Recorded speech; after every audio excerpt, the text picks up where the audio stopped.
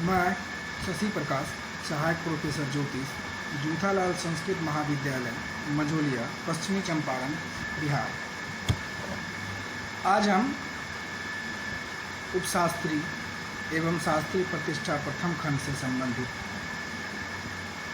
कुछ महत्वपूर्ण बिंदुओं पर प्रकाश डालने का प्रयास करेंगे, जो काफ़ी लाभप्रद भी है। इसका अगर हम लोग अध्ययन कर लें, ये हमारे लिए काफ़ी लाभदायक होगा। हम लोग आज कुछ महत्वपूर्ण बिंदुओं पर चर्चा करेंगे, जो अभी तक हमने इस पाठ्यक्रम के दरमियान से बहुत खोज के महत्वपूर्ण बिंदु हमने निकाला है, जो आप लोगों के लिए आज बता रहा हूँ। गोचर क्या होता है, गोचर किसे कहते हैं या गोचर क्या होता है, इसके बारे में हम लोग जानें। गोचर, आकाश में ग्रहों के भ्रमण को ही हम लोग गोचर कहते हैं। गोचर क्या है या गोचर किसे कहते हैं? आकाश में ग्रहों के भ्रमण को ही हम लोग गोचर कहते हैं। मैंने आज आपके लिए बहुत ही महत्वपूर्ण विषयों पे आज हमने खोज के निकाला, जो है वो आपके लिए काफ़ी लाभप्रद होगा अगर आप इसको अध्ययन करेंगे, ध्यानपूर्वक सुनेंगे तो गोचर के बारे में भी हमने आपको बता दिया। आकाश में ग्रहों के जो भ्रमण होती है, तारा जो होते हैं, उसी को हम लोग गोचर कहते हैं। संक्रांति किसे कहते हैं? संक्रांति किसे कहते हैं? संक्रांति उसे कहते हैं जब सूर्य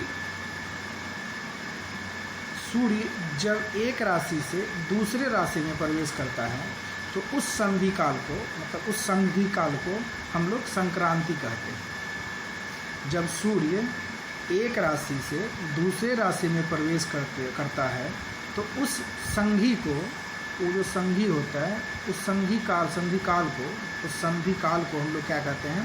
संक्रांति कहते हैं। अमांत काल क्या होता है, इस पे भी हम लोग जानें। अमांत काल क्या होता है?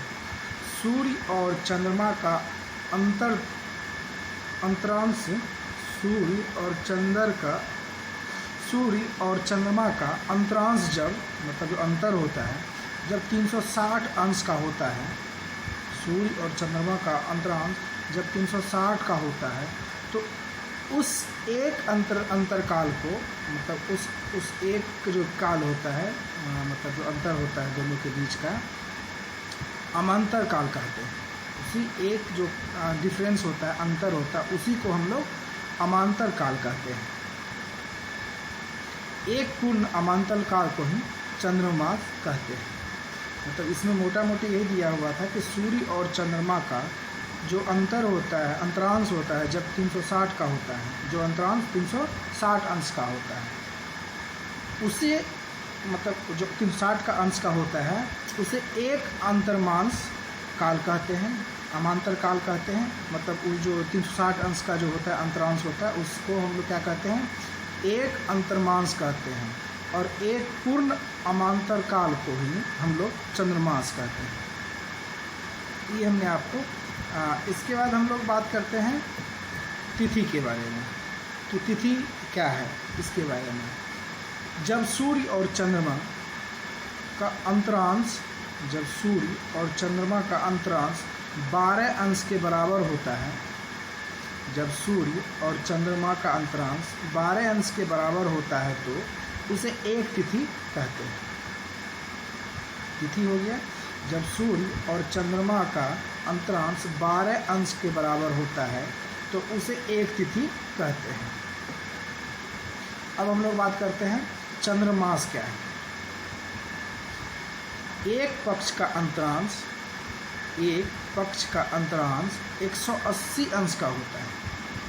एक पक्ष का अंतरांश 180 अंश का होता है, और 360 अंश के अंतरांश को ही हम लोग एक चंद्रमास कहते हैं।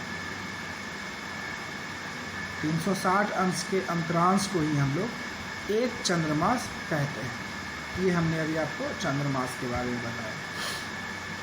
अब हम इस क्रम को आगे बढ़ाते हुए सौर दिन क्या होता है, इसके बारे में हम लोग जानने का प्रयास करेंगे। और ये आपको इसमें वस्तुनिष्ठ प्रश्न भी बहुत पूछा जा सकता है आपके परीक्षा में, इसलिए इस चीज़ का ध्यान दीजिएगा।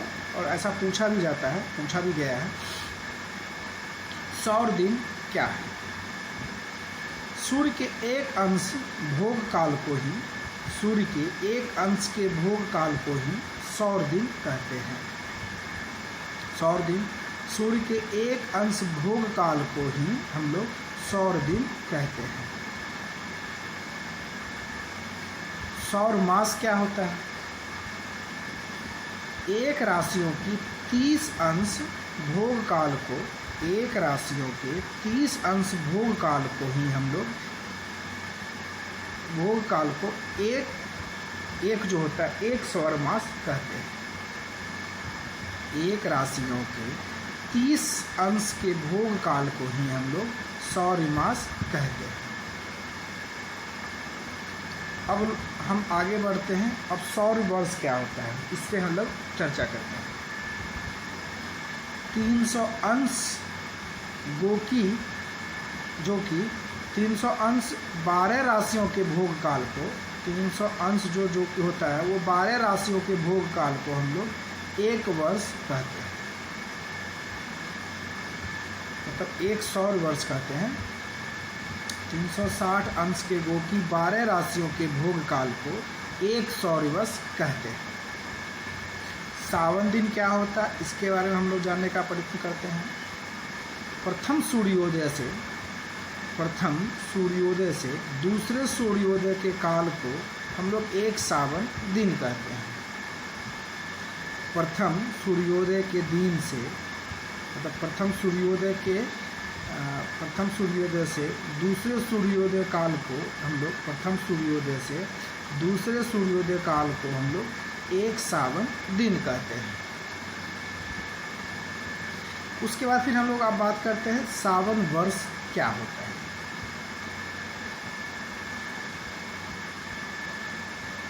इसको अगर हम लोग खंडित करें तो जैसे इसमें दिया है इसी तरह जो इसमें लिखा गया है बुक में, 365 जो दिन होता है, 30 आपका महीना का दिन, मतलब ये दिन होता है, 15 आधा दिन होता है और 22.5 दिन का एक सावन वर्ष होता है। मतलब ये हो गया 365 दिन, 30 अंश, 15 कला और 22.5 विकला। इस तरह क्या कहते हैं, इसको हम लोग क्या कर लेंगे, इस दिन का एक सावन वर्ष मतलब एक वर्ष होता है। अब हम लोग आगे बढ़ते हैं और आगे बढ़ने के साथ ही हम लोग अब बात करने वाले हैं अधिमास क्या होता है। अधिमास जिस चंद्रमास में सूर्य की संक्रांति नहीं होती है, जिस चंद्रमास में सूर्य की संक्रांति नहीं होती है, वह चंद्रमास अधिमास होता है। अधिमास हमने आपको बता दिया, जिस चंद्रमास में सूर्य की संक्रांति नहीं होती है वह चंद्रमास चंद्रमास मतलब अधिमास होता है। और 32 मास 16 दिन का अधिमास होता है, मतलब अधिमास का जो काल होता है, समय होता है, वो 32 मास 16 दिन का होता है। ये आपको हमने अधिमास के बारे में कुछ महत्वपूर्ण बिंदुओं को चर्चा, तो जो अभी हमने आपको अधिमास के महत्वपूर्ण बिंदुओं पर चर्चा की। इसके बाद हम लोग इस क्रम को आगे बढ़ाते हुए अब हम लोग बात कर लेते हैं क्षय मास क्या होता है। क्षय मास, जिस चंद्रमास में 2 बार सूर्य की संक्रांति होती है उस चंद्रमास को हम लोग क्षय मास कहते हैं। जिस चंद्रमास में 2 बार सूर्य की संक्रांति होती है उस चंद्रमास को हम लोग क्षय मास कहते हैं। यह जो होता है 19, 141 और 323 वर्ष पर अगहन में, मतलब किस वर्ष में होता है, अगहन, पूस और माघ मास में होता है। अब हम लोग बात करने वाले हैं मुहूर्त के बारे में कि मुहूर्त क्या होता है। निश्चित कार्य के लिए निश्चित समय को ही हम लोग मुहूर्त कहते हैं। निश्चित कार्य के लिए निश्चित समय को ही हम लोग मुहूर्त कहते हैं। 2 नक्षत्र घटी बराबर 1 मुहूर्त, और 30 मुहूर्त बराबर 1 दिन। मुहूर्त के बारे में हमने आपको कुछ महत्वपूर्ण जानकारियाँ दी। निश्चित कार्य के लिए जो निश्चित समय का निर्धारण किया जाता है उसी को हम लोग मुहूर्त कहते हैं।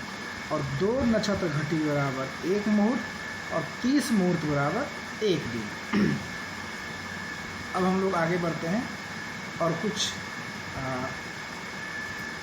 महत्वपूर्ण बिंदुओं पर चर्चा करते हैं कि भवभोग किसे कहते हैं। नक्षत्र से मतलब नक्षत्र के प्रवेश समय से समाप्त समय की अवधि काल को हम लोग भवभोग कहते हैं। नक्षत्र के प्रवेश समय से नक्षत्र की समाप्ति समय तक की अवधि को हम लोग क्या कहते हैं, भवभोग कहते हैं। भयात किसे कहते हैं? नक्षत्र के प्रवेश समय से जन्म समय की अवधि काल को हम लोग भयात कहते हैं। नक्षत्र के प्रवेश समय से जन्म समय तक की अवधि काल को हम लोग भयात कहते हैं।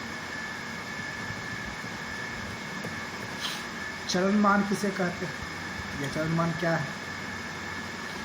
भवभोग में 4 से भाग देने से भवभोग में 4 से भाग देने के बाद जो शेष होता है उसे नक्षत्र के प्रवेश समय में जोड़ देते हैं और उस समय तक जोड़ते हैं जब तक कि मेरा जन्म समय ना निकले। उसी के आधार पे हम लोग चरणमान निकालते हैं। इसका मतलब ये हो गया कि भवभोग, सबसे पहले भवभोग में 4 से भाग देना है और भाग देने के बाद जो आपको निकलता है समय, उसको नक्षत्र के प्रवेश समय में तब तक जोड़ना है जब तक कि मेरा जन्म समय ना निकल जाए या उसके बीच में ना आ जाए। और जिस चरण में आएगा वो वही चरण कहलाएगा, उसका जन्म समय का वो चरण कहलाएगा। अब हम लोग आगे बात करते हैं कि रात्रिमान क्या होगा। 60 घंटे में दिन मान को घटा देने पर 60 घंटे में दिन मान को घटा देने पर जो शेष रहता है, मतलब शेष बच जाता है, वही हमारा रात्रिमान होता है। 60 घंटे में दिन मान को घटा देने के बाद जो शेष बचता है वो मेरा रात्रिमान हो गया। शुद्ध जन्म समय क्या होता है या कैसे निकालते हैं? शुद्ध जन्म समय निकालने के लिए मुझे 3 चीज़ों का होना आवश्यक है। पहला जन्म समय, दूसरा देशांतर, तीसरा बेलांतर। और ये जब हम तीनों को जोड़ देंगे तो मेरा शुद्ध जन्म समय निकल जाएगा। अब हम लोग आगे इस क्रम को बढ़ाते हुए बात करते हैं कि इष्टकाल क्या होता है। सूर्योदय से जन्म समय तक की अवधि को हम लोग इष्टकाल कहते हैं। सूर्योदय से लेके जन्म समय तक की अवधि को हम लोग इष्टकाल कहते हैं। तो आज हमने आपको कुछ महत्वपूर्ण विषयों पर चर्चा किया है और अगर हम इस बिंदुओं का ध्यान दें तो जो मेरा सारांश है बुक से, उपशास्त्री और एवं शास्त्री प्रतिष्ठा प्रथम खंड से, हमने ये जो कुछ महत्वपूर्ण बिंदुओं आपके लिए निकाला है, इसका अगर आप अध्ययन करते हैं तो ये आपके लिए काफ़ी लाभप्रद होगा और काफ़ी आपके लिए फ़ायदेमंद भी होगा और परीक्षा के लिए भी उपयोगी होगा। सभी बिंदुओं को ध्यान में रखते हुए हमने आपके पाठ्यक्रम से ही ये कुछ महत्वपूर्ण बिंदुओं जिसको हमने छांट के अलग किया है, जो वस्तुनिष्ठ या लघु प्रश्नोत्तरीय के रूप में इसका हम लोग चर्चा कर सकते हैं, व्याख्यान कर सकते हैं। इतने जो मैंने आज आपको जानकारियाँ दी हैं, आप इसका अध्ययन करें और लाभ उठाएं। ये आपके लिए काफ़ी लाभप्रद है। अच्छे से सुने, बार बार सुने और अगर कहीं से कुछ परेशानी हो तो बताएं। तब तक इसका अध्ययन करें। धन्यवाद।